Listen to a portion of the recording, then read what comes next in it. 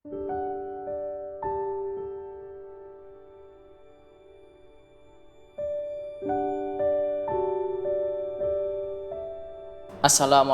warahmatullahi wabarakatuh. Alhamdulillahirabbil alamin.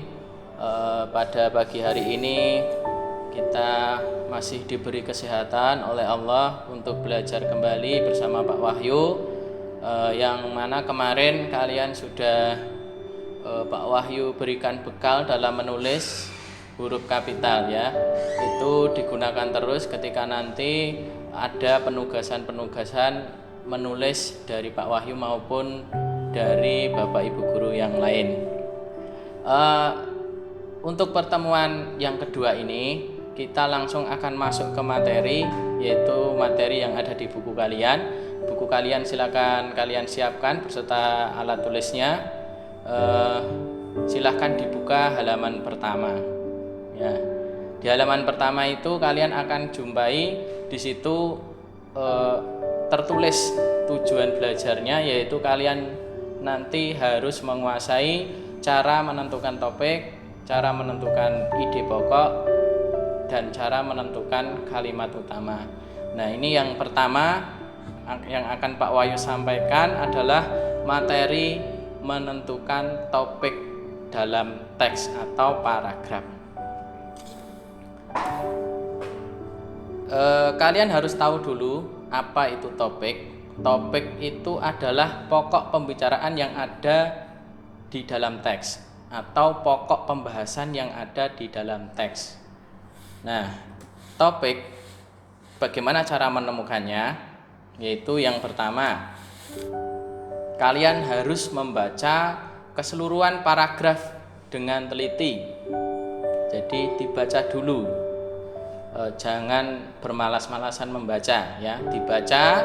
Setelah dibaca, semua paragrafnya dibaca, habis itu kamu harus membayangkan sambil bertanya kepada diri sendiri, apa yang penulis teks ajarkan kepadaku ya. Tanyakan kepada diri sendiri. Setelah baca, bertanya, ini penulis ini sedang mengajarkan aku apa? Nah, seperti itu. Nah, nanti kalian akan kalau sudah menemukan apa yang tujuan penulis itu mengajarkan kepada kalian, yang ketiga, kalian cari kata kuncinya. Kata kunci yang sering diulang-ulang di setiap kalimatnya. Nah, nanti baru kalian akan bisa menemukan topik. Topik itu terdiri bisa hanya berupa satu kata, tapi juga bisa berupa frase. Frase itu apa, Pak? Frase itu kelompok kata. Ya, kelompok kata. Bisa 2 kata, 3 kata. Tidak membentuk kalimat frase itu. Beda sama dengan kalimat utama atau ide pokok, nanti harus berupa kalimat. Sedangkan frase tidak, ya. Nah, itu topik itu nanti kalian nulisnya paling cuma 1 kata atau 2 kata, tergantung nanti soalnya bagaimana atau teksnya bagaimana. Terus ini langsung ke contoh. Langsung contoh cara menemukan topik. Di sini Pak Wahyu sudah sajikan bacaan. Kalian bisa baca dulu ini. Nanti videonya bisa di pause dulu, terus dibaca. Nah, ini banyak terumbu karang di Indonesia mengalami kerusakan. Kerusakan terumbu karang tersebut terjadi di perairan dari Sabang sampai Merauke. Total kerusakan tersebut diperkirakan sudah mencapai 46%. Keadaan seperti ini sudah sangat mengkhawatirkan bagi kelangsungan terumbu karang di Indonesia. Mari, sekarang kita tentukan topiknya. Tadi kita sudah caranya? Yang pertama apa? Baca. Pak Wahyu tadi sudah baca, berarti nanti kalian wajib membaca juga. Terus yang kedua, setelah baca, baru kalian itu bertanya pada diri sendiri, ini teks ini mengajarkan aku tentang apa? Mengajarkan aku tentang terumbu karang yang ada di Indonesia, kondisinya bagaimana. Nah, itu ya, kalau Pak Wahyu setelah baca, Pak Wahyu tahu, teks ini mengajarkan Pak Wahyu tentang keadaan terumbu karang di Indonesia. Setelah itu apa? Cari kata yang sering muncul di teks itu. Mana aja yo kata yang sering muncul? Terumbu karang di kalimat pertama. Terus di kalimat kedua juga muncul lagi terumbu karang. Masih ada lagi enggak yo?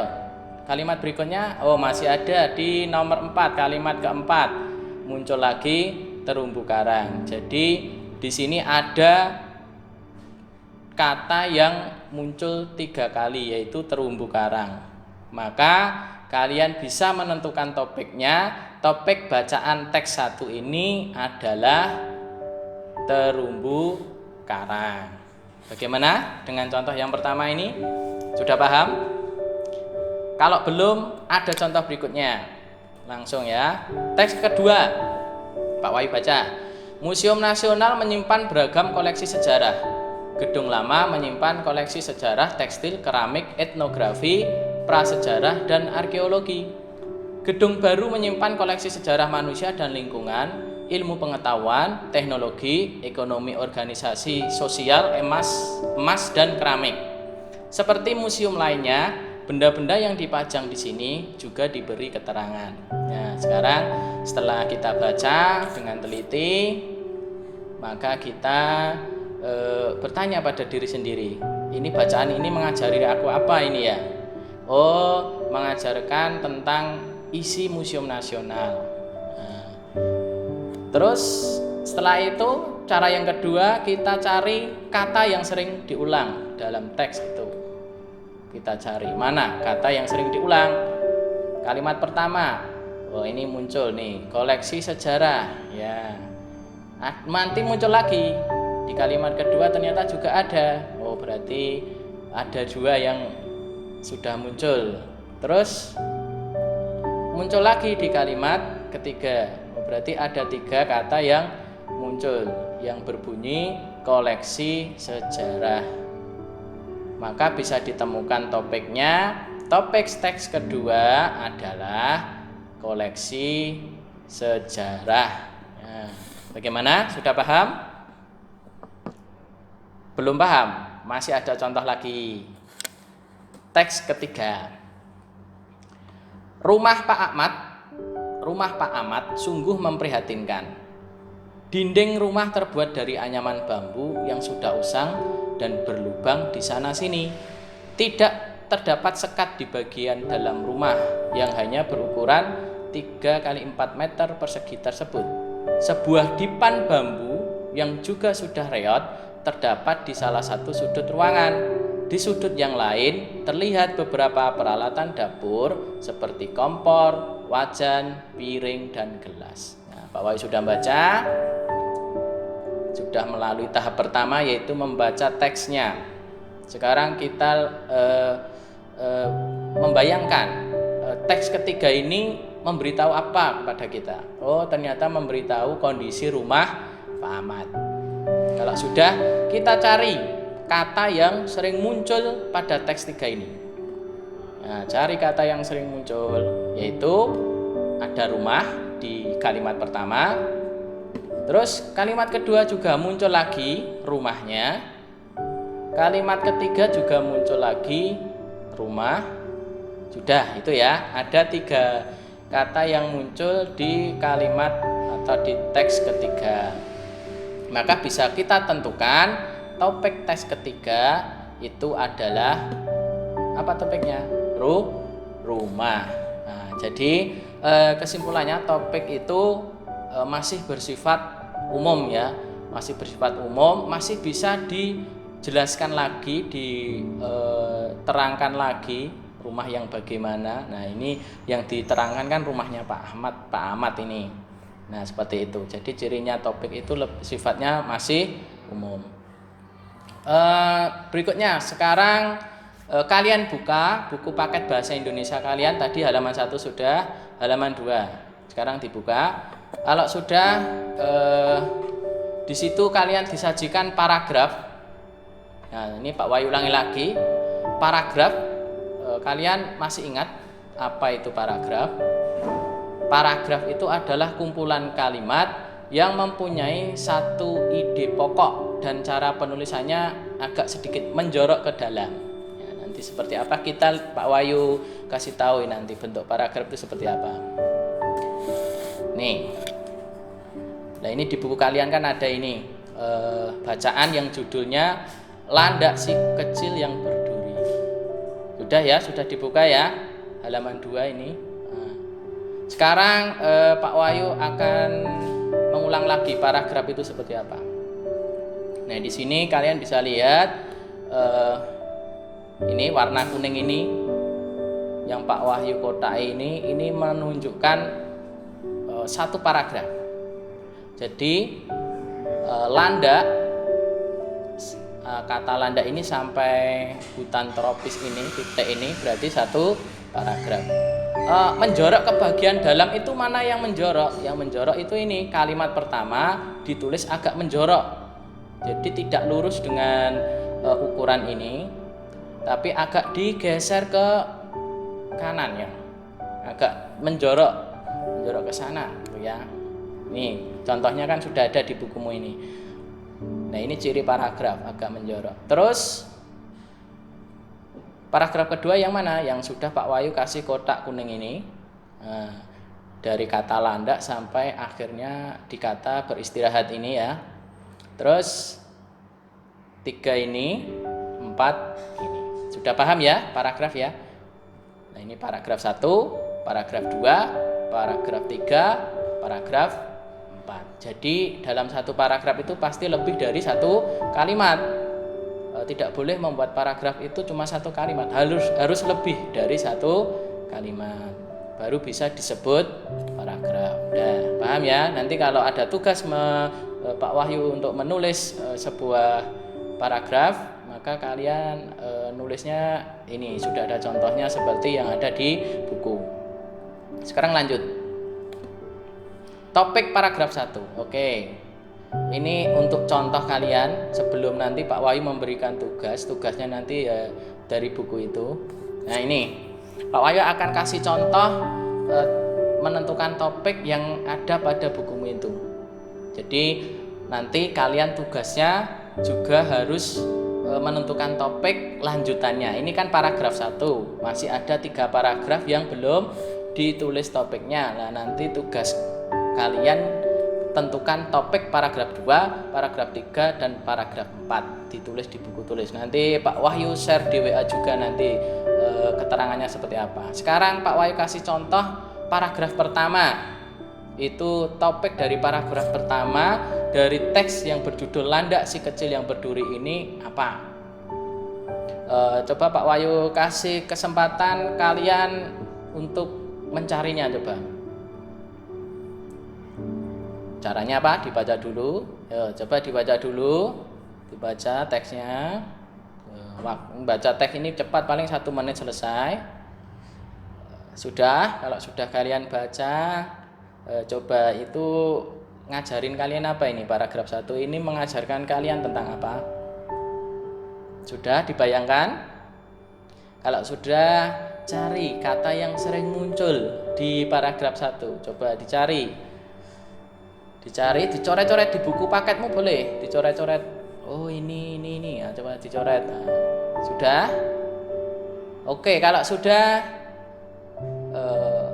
kalian tentukan topiknya. Yo, nanti sama nggak sama Pak Wahyu topiknya? Ya, oke, kita bahas. Landak atau Pak Wahyu baca dulu ya. Landak atau porcupine. Landak atau porcupine termasuk hewan bertubuh kecil. Ukuran panjang landak dewasa hanya mencapai 63-80 cm. Mamalia bertubuh mungil ini biasanya mudah dijumpai di hutan tropis.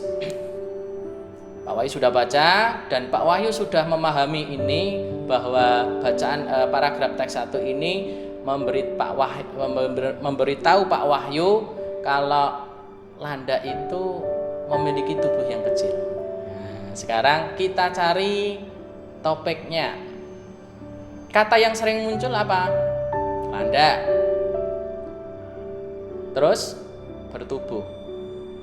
Sama dengan kata yang ada di kalimat berapa?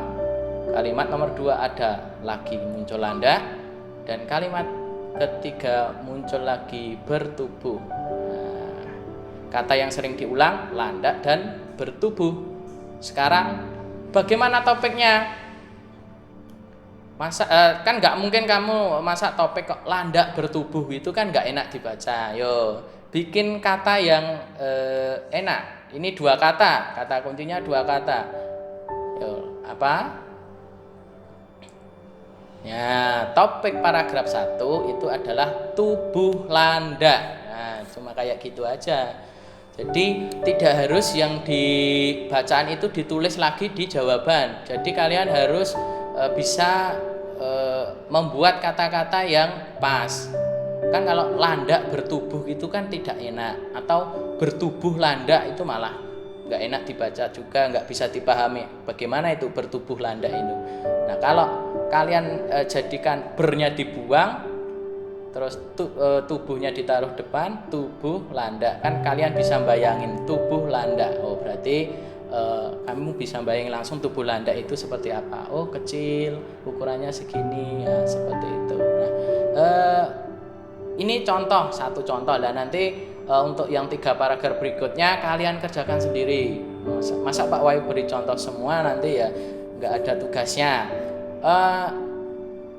Siapa yang sudah tahu landak itu seperti apa?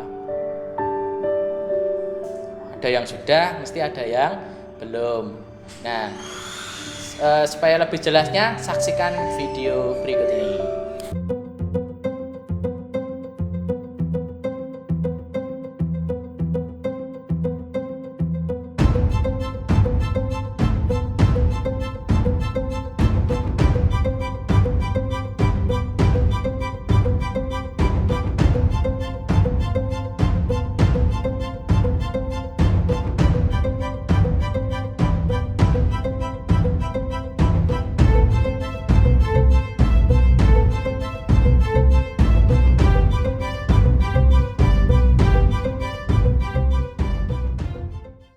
Ya, kalian sudah melihat videonya. Nah, itu hewan landak ya, banyak durinya, tubuhnya, terus tubuhnya kecil.